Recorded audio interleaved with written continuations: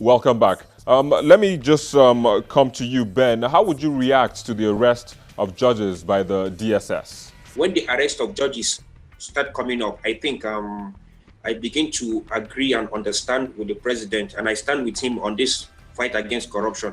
All I can say is that he should intensify it and do it according to the rule of law. And I think we all will be happy because it's been a very long. This corruption issue has been with us for a very long time, and I don't see any reason why we all should just sit down and pretend as if nothing has gone wrong. Why we know all is not well with all of us. We all are suffering from the pains of corruption. We all are dying because of corruption. And I think this is high time if he wants to fight corruption. And I think we all we ought to do is to support him and help him achieve this goal because virtually every Nigerian is indicted in the case of corruption. Everybody is indicted and everybody is affected. So I don't think at this time we should think the president is being one-sided. He's fighting the one-sided because it's because of the PDP guys. No, I think with time this thing will go around. He's just starting taking it bit by bit. Because I believe with time we'll begin to see even some members of the APC, the DSS, the EFCC will begin to pick them up one by one. All right, so you used football as an analogy, but then even in football, sometimes the referees they get it wrong. Do you see that scenario playing out in this particular situation? Yes, Victor, it's possible. It's possible. Now, one of the things I said is that I do not want to see a president personalizing this fight against corruption, because if he's personalizing it, there's a tendency that people will misconstrue some certain scenarios as favoritism, as the case of Abba Kairi, case of Minister Amechi. Now, you see, we know that allegations are allegations. They do not hold waters until their evidences. Now, what I see is that they have come to speak when they should have spoken earlier on. They have come to speak later. For me, it is flimsy. Now, do I believe what they said? There's a possibility, because Amechi is not a saint. He has occupied big positions in this country and is still occupying one. So it's possible that he would have been corrupt or not corrupt. What do I expect the referee to do? They should investigate him and not be quiet about it. They should investigate Amechi in the same manner to which they investigated the judges. And they should not play, because the truth of the matter is that I am speaking from the audience perspective. I am watching, we are looking at what is happening. I want the fight against corruption. As a matter of fact, I want our systems to be able to checkmate corruption. And that's why I said if Buhari personalizes it, then it means that if the sheriff is out of town, then we go back to the way it was before. So if Abba Kairi is also alleged to have done this or that, they should investigate him, because I don't see any immunity that covers the chief of staff. All right, so Justin, wrapping up now, what would you like to see moving forward in the fight against corruption? Closing, I will agree with other speakers too. We want corruption to be fought across all boards. But I would like to give an example here. During the PDP era, most of the corruption cases were PDP governors being tried, PDP senators or reps, PDP. Well, basically more focused on PDP guys and not the opposition. Can you be specific? Can you list names? We had case of former Delta State Governor Boy. It was the case during the PDP era. We had the case of the late Delta State Governor Alan Messiah, the current senator, former governor, I've forgotten his name right now. Dari, yes.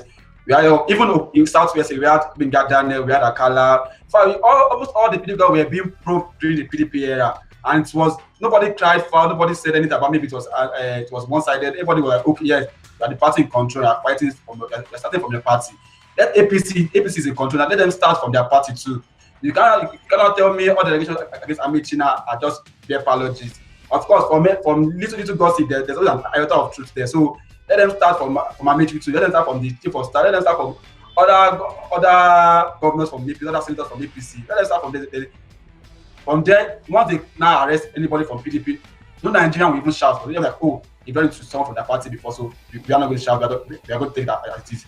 But for me now, I think corruption war is good. We need it, but it should be across board. Okay, like I said, for me, it's the beginning of the end. The beginning of the end to corruption. Corruption is gradually going into extinction. Gradually, they begin to pick on themselves. And all I just want is let the president not turn deaf ears or blind eye to anyone around him that has been accused of being corrupt or that has been fingered in any way. That way, Nigerians can believe that this fight against corruption is real, is true, and is for the benefit of the masses. Well, I'm not going to say much as to the fact that in the fight against corruption, the president needs to be on the sideline and let the anti-corruption agencies do the right job. And the president should be courageous enough to allow those people on his own side to be prosecuted or to be investigated. That is the only way we in the audience, we Nigerians, will know that you have indeed fought against corruption. Thank you. All right, guys, that will be all. Thanks for coming on the program and sharing your thoughts as well as perspectives on this issue. We'll take a quick break, and when we return, we'll be taking a look at some of the comments as well as the most viewed videos on our YouTube channel in the past week. Don't go away.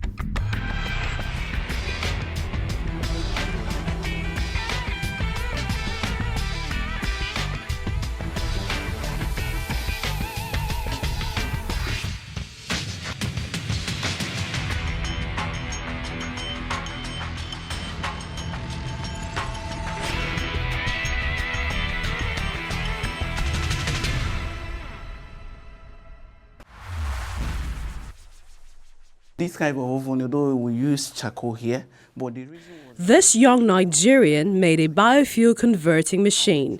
His invention still wows many around the world, as it is the 5th most viewed video in the past week. it was because it's not only the hot vapor that accompanies it. I was able to discover that something like methane, ethane, and all those are flammable gas.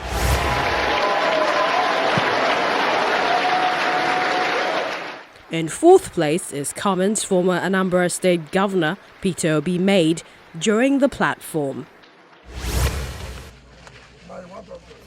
And Rivers State Governor Nyesom Wike, foiling a raid on a serving judge, takes the 3rd spot.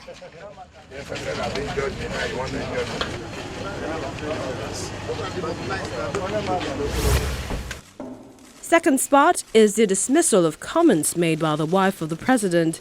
This is what he had to say.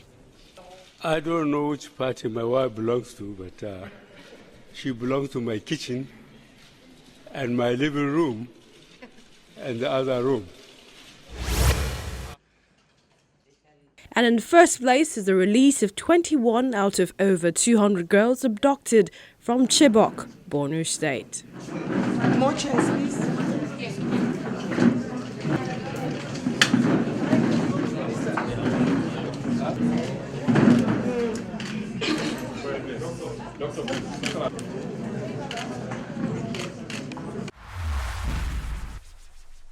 Well, there you go. Those were the most viewed videos on our YouTube channel in the past week. However, the fight against corruption from governments past always gets a tag, which could either be a witch hunt or a valid case. However, what is important is that those alleged are prosecuted and in some cases convicted, which is good for the treasury of the nation. But Nigerians have also expressed worry about the methods being used.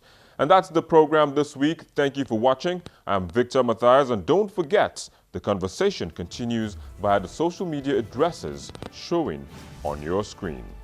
See you next week. Goodbye.